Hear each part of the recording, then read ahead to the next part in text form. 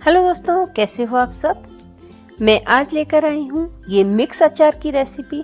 ये अचार इंस्टेंट खाया जा सकता है और अगर आप इसे बनाकर रखना चाहते हैं तो आप इसे स्टोर कर सकते हैं।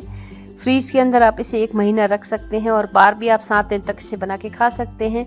और बहुत ही ईजी रेसिपी है। कुछ हमारे घर के मसालों के साथ में ये ईजीली हमारा अचार तैयार हो जाएगा और छोटे छोटे टिप्स और ट्रिक्स के साथ में हम ऐसी चीज़ें बनाकर खा सकते हैं। और अभी मौसम बदला है तो आपको जो भी मौसमी सब्जियां आ रही है उसे ताज़ा ताज़ा खाना चाहिए ताकि आपकी इम्यूनिटी स्ट्रांग हो जाएगी। तो मौसम बदलने पे ये सब्जियां जब आती है तो बहुत अच्छी लगती है और टेस्टी भी लगती है। आप देख सकते हो यहाँ पे मैंने गाजर, मूली, मिर्च और अदरक ली है। अदरक की मात्रा बहुत कम रखिए, मिर्च की मात्रा आप अपने हिसाब से रख सकते हैं। मैंने यहाँ पर इसको काट लिया था। अब धनिया ले रहे हैं। सारे जो भी मैं मसाले लूँगी 1-1 चम्मच ही लूँगी, तो आप क्वांटिटी को ध्यान में रखिएगा, अपने हिसाब से सेट कर सकते हैं। मैंने यहाँ 1 चम्मच धनिया लिया है। ये साबुत धनिया है। अचार में धनिया का टेस्ट बहुत अच्छा आता है। और जब भी हम ये वेजिटेबल्स के अचार बनाते हैं तो उनमें कुछ मसालों का स्पेशल सा ही टेस्ट आने लगता है। तो आप देखिएगा यहाँ पे मैं इनको भून रही हूँ। इसके साथ में मैं डाली हूँ 1 चम्मच मेथी। अब मेथी में कितने सारे गुण होते हैं आपको पता है। आपकी इम्यूनिटी स्ट्रांग करनी है तो आपको इस तरह से ये खड़े मसाले खाते रहना चाहिए। तो यहाँ पे मैं डाल रही हूँ 1 चम्मच ही राई। राई भी आपका अचार को फर्मेंटेट करने में बहुत काम करती है और प्रिजर्वेटिव भी बन जाती है। तो यहाँ पे मैंने लिया है 1 चम्मच ही अजवाइन का। अजवाइन का भी आपके पाचन में बहुत ज़्यादा सहयोग रहता है। और इस तरह से जो भी हम मसाले डाल रहे हैं उनका एक अलग ही गुण होता है, तो आपके लिए सब बहुत ज़्यादा गुणी हो जाएंगे। मैंने यहाँ पे 1 चम्मच सौंफ भी डाल दिए। सौंफ आप डबल भी कर सकते हो। सौंफ का टेस्ट अचार में बहुत ही ज़्यादा अच्छा लगता है और बेसिक जो भी अचार बनाते हैं उनमें सौंफ का होना बहुत ज़्यादा ज़रूरी है। आप इन मसालों को धीमी गैस पे भूनिएगा, तेज़ गैस पे मत भूनिएगा। हल्का ही रोस्ट करने वाले हैं हम इसको।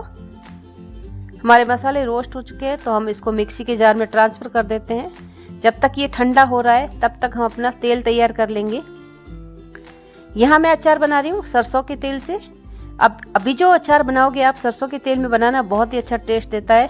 अगर आपके पास में सरसों का तेल नहीं है तो आप अपने जो भी वेजिटेबल ऑयल यूज़ करते हैं उसमें बना सकते हैं, पर सरसों के तेल के स्वाद में ये अचार बहुत ज़्यादा टेस्टी लगेंगे। तो हमने मसाला पीस लिया था, तब तक हमारा तेल गर्म हो रहा है। इसको दरदरा ही रखा है मैंने, ज़्यादा नहीं पीसा है। तेल हमारा गर्म हो चुका है तो थोड़ा सा नमक डाल देते हैं। अब आपको पता है सरसों के तेल में हल्का सा नमक डाल दिया जाता है ताकि उसकी ज़्यादा तेज स्मेल नहीं आती है। अब जब भी आप गाजर मूली का अचार बनाते हैं तो मूली यहाँ पे हम हींग जरूर डालेंगे। हींग से पाचन हमारा तंत्र सेट हो जाएगा और अचार आपके गैस भी नहीं करेगा। तो हींग की मात्रा अचार में होती है तो खुशबू और टेस्ट अलग सा हो जाता है इसका। तो आप हींग जरूर डालिएगा। यहाँ पे मैं डाल रही हूँ कसूरी लाल मिर्च डाल रही हूँ और यहाँ पे मैं डाल रही हूँ हल्दी।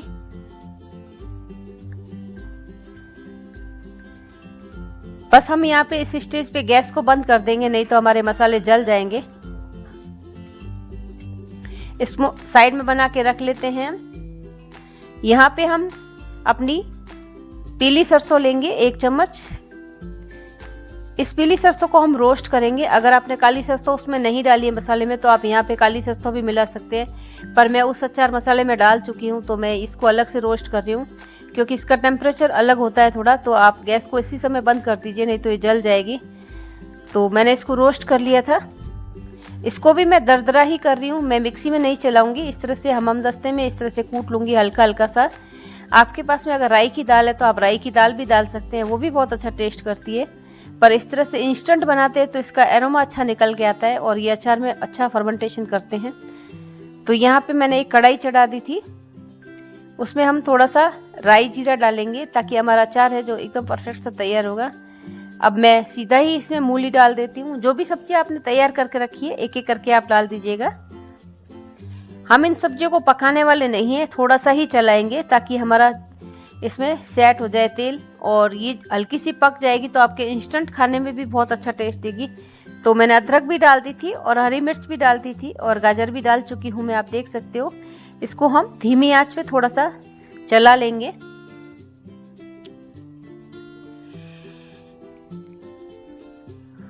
ये अचार बहुत जल्दी बन के तैयार हो जाते हैं और आप इंस्टेंट बना के इसको खा सकते हो। अगर आप एक भी मूली का बनाते हो, एक मूली एक गाजर ले लेते तो भी अचार आपका लगभग एक बाउल जितना बन जाता है और आपके लिए बहुत हेल्दी भी रहता है। और ताज़ा ताज़ा अचार खाने का मज़ा भी कुछ और ही होता है। इसे पूरी और पराठों के साथ में आप इजीली कंज्यूम कर सकते हैं। यहाँ पे मैं लाल मिर्च डाल रही हूँ। आप जो भी अचार के मसाले आप डालना चाहते हैं इसमें डाल सकते हैं। मैं डाल रही हूँ यहाँ पे धनिया।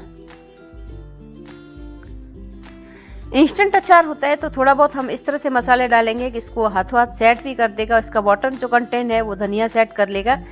यहाँ पे धनिया डालने का एक ही रीज़न है और मैं इसमें थोड़ी सी हल्दी भी डाल दूंगी ताकि हमारा अचार कलरफुल बन जाएगा।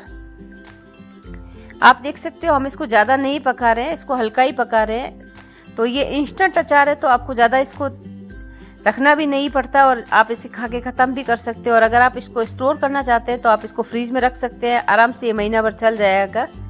पर जब हम इस तरह के टेस्टी से अचार बनाते हैं तो घर पे 1-2 दिन में ही ख़त्म हो जाते हैं। मैंने खुद ने भी बनाया तो मेरा लगभग 3 से 4 दिन में ही ख़त्म हो जाता है। थोड़ी सी हल्दी मिला के इसे सेट कर लेती हूँ। अब इन सब मसालों का अचार के कलर में बहुत ज़्यादा कंट्रीब्यूशन रहता है। जो हमने खड़ा मसाला तैयार कर रखा था वो डाल देते हैं।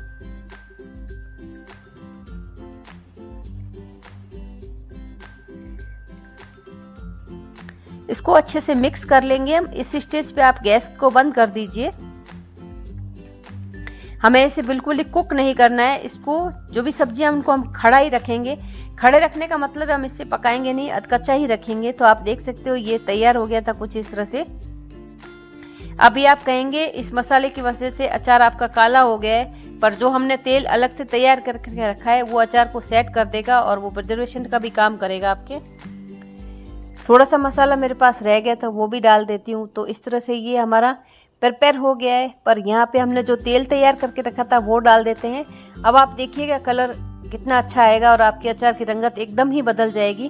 तो इस तरह से आप इंस्टेंट गाजर मूली का अचार बना के रख सकते हो और खाने में भी टेस्टी लगेगा। और आप इसे चाहे तो टिफ़िन में भी दे सकते हैं और आप इसे चाहे तो सब्जी और रोटी के साथ में आप साइड में जो अचार डिश लेते हैं वो भी बहुत अच्छा लगेगा। तो पराठों के साथ में इस अचार को बना के ज़रूर खाइएगा।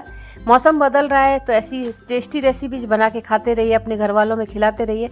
आपको मेरी रेसिपी अच्छी लगी ये ज़रूर बताइएगा। और ये अचार मसाला अब आपको कैसा लग रहा है ये भी बताइएगा। कितनी अच्छी सी रंगत बन के आ गई हमारी। फिर मैं आपसे इस तरह की रेसिपी लेकर आती रहूँगी। आपने मेरे आंवला के अचार को भी बहुत अच्छा सम्मान दिया तो इसको भी आप उतना ही प्यार दीजिएगा। आप देख सकते हो ये हमारी बन के तैयार हो गई थी। Thank you for watching. फिर मिलती हूँ आपसे एक नई रेसिपी के साथ।